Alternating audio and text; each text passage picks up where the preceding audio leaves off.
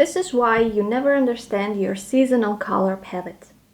I personally love color, and I hate when people limit themselves to only one seasonal color type, trying to stay on the safe side of the color, sticking to a certain palette.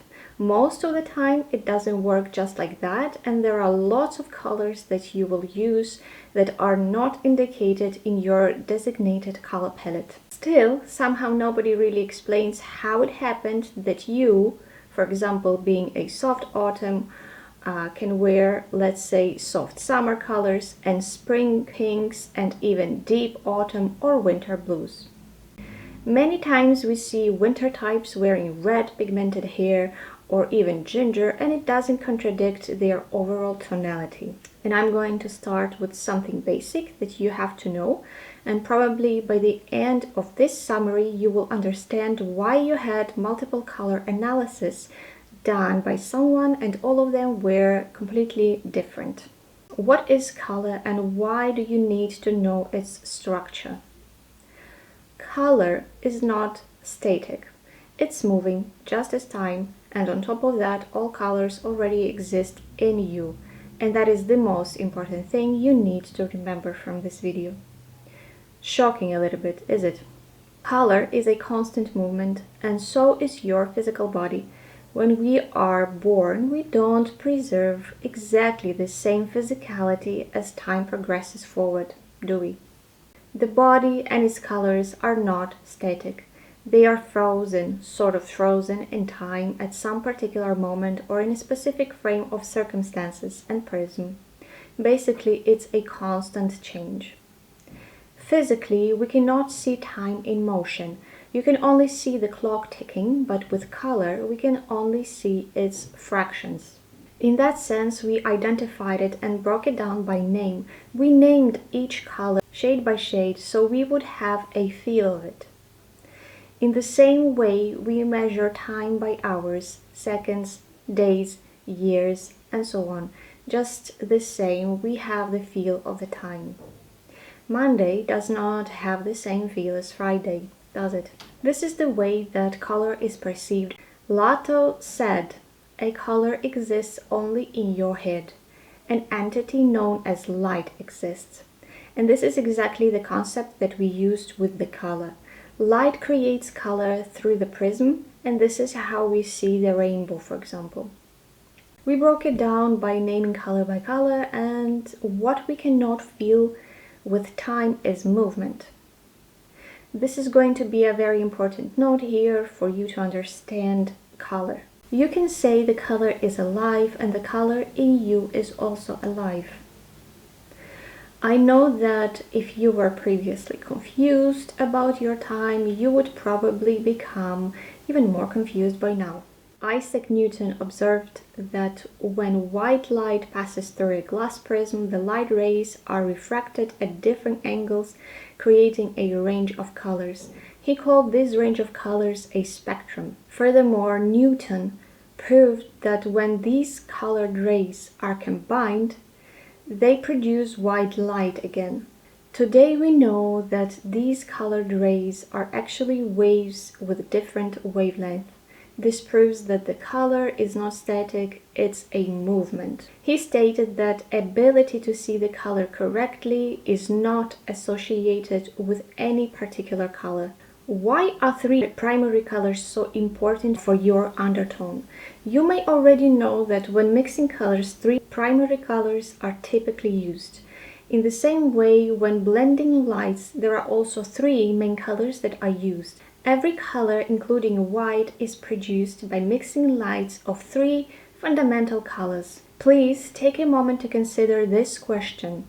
Even though the spectrum contains many different wavelengths, what causes three colors to be unique? Where does this number 3 come from? If the spectrum consists of wavelengths that vary from short to long, what causes colors to form a circular pattern? The answer of both questions lies in Newton's assertion that rays of light do not have inherent color. The only difference between the rays in the spectrum is their wavelength, and it is our eyes and brain that perceive and interpret the colors. Furthermore, individuals may perceive different colors from the same light. That would also mean that we all might see the same color at a different angle than the rest of us. Primary colors are grouped in three because the human eye has three types of light-sensitive cells known as cone cells, which are responsible for perceiving color. The color wheel. Why do we need it? The color wheel will help you figure out how tones interact with each other and also your appearance.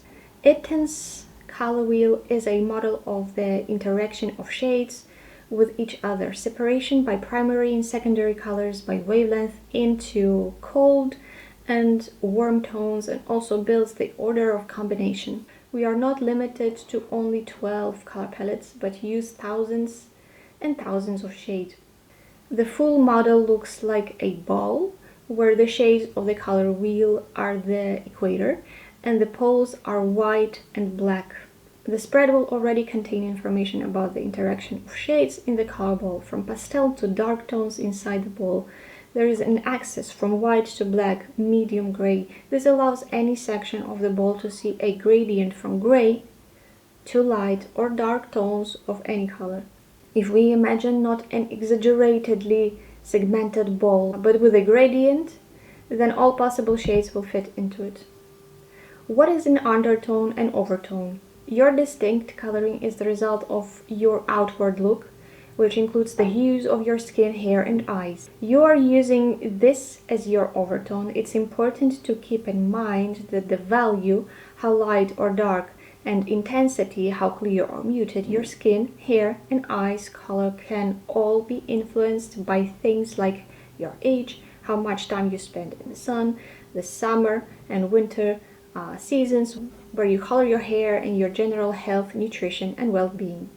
A personal overall overtone can be affected by significant changes from the inside as well as the outside factors, such as when hair color changes from brown to blonde or from auburn to gray. As a result, it will influence which colors are more wearable than the others. It might also affect the makeup that someone chooses.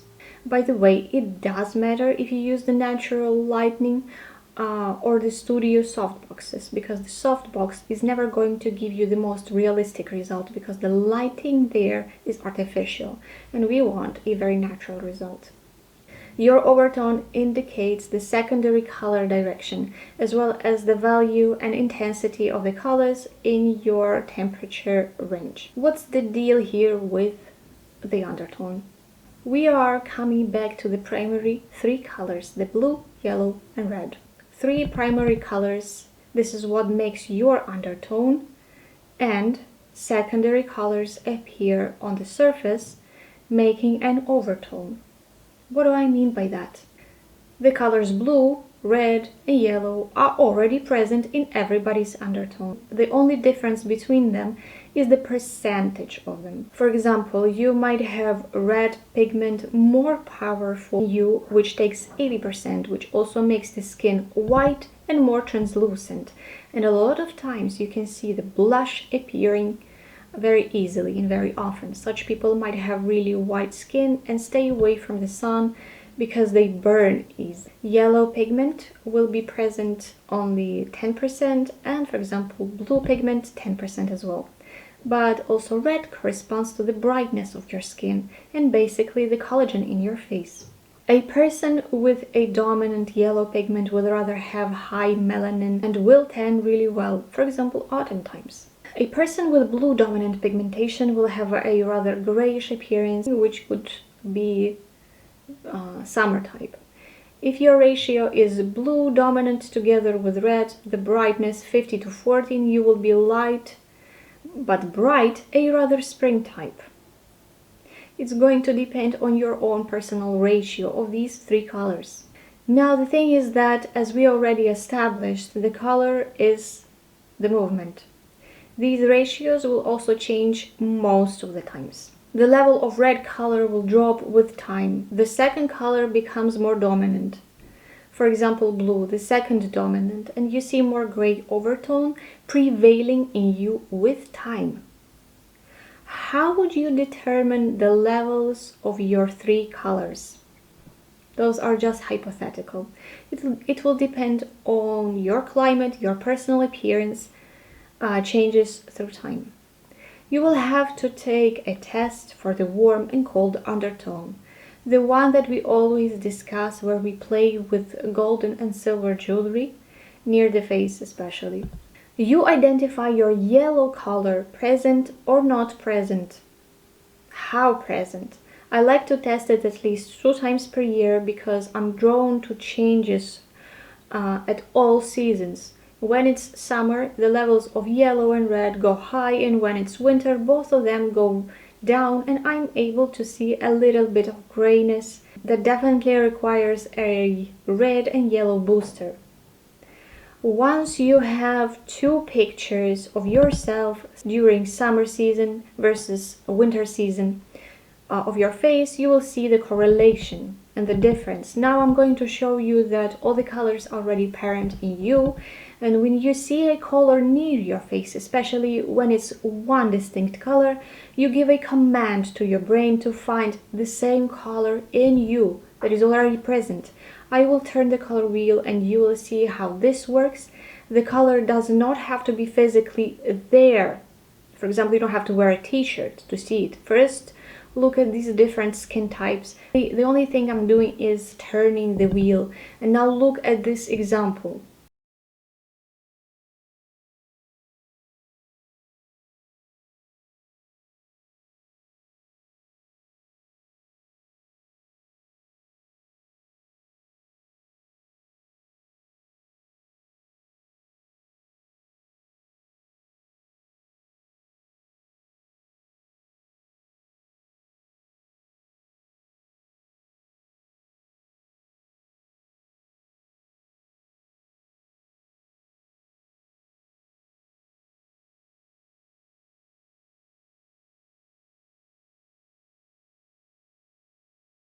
Take a look at the dark blue color, how it emphasizes the blue color under the eye automatically, as well as the dark color of the eye gets emphasized as well.